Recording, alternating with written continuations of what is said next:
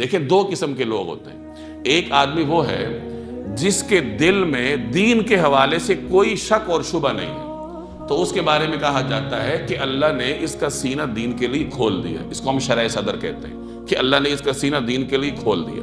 اب جب سینہ دین کے لیے کھل گیا تو اللہ اسے ایک نور عطا کرتا ہے، وہ اسے نور میں سے دین کو دیکھتا ہے، زندگی کو دیکھتا ہے، اللہ تعالیٰ اس کو چلاتا رہتا ہے اور کامیابی تک پہنچ جاتا ہے۔ دوسری طرف وہ آدمی ہے جو کہ شکوک اور شبہات کا شکار ہے۔ اب شکوک اور شبہات کے سٹیجز ہوتے ہیں۔ پہلے سٹیج میں ہم کہتے ہیں کہ اس کا سینہ تنگ ہے، یعنی وہ ضیق قلب کا شکار ہے۔ شرح صدر کے مقابلے میں یہ، یعنی اس کا سینہ تنگی کا شکار ہے، شکوک اور شبہات۔ اب جب وہ ان شکوک اور شبہات میں مبتلا رہتا ہے، ان سے نکلتا نہیں ہے، شکوک اور شبہات کو پروان چڑھاتا رہتا ہے، تو آہستہ آہستہ اس کا دل پتھر کی مانند ہو جاتا ہے، سوچنے سمجھنے کی صلاحیت ختم ہو جاتی ہے۔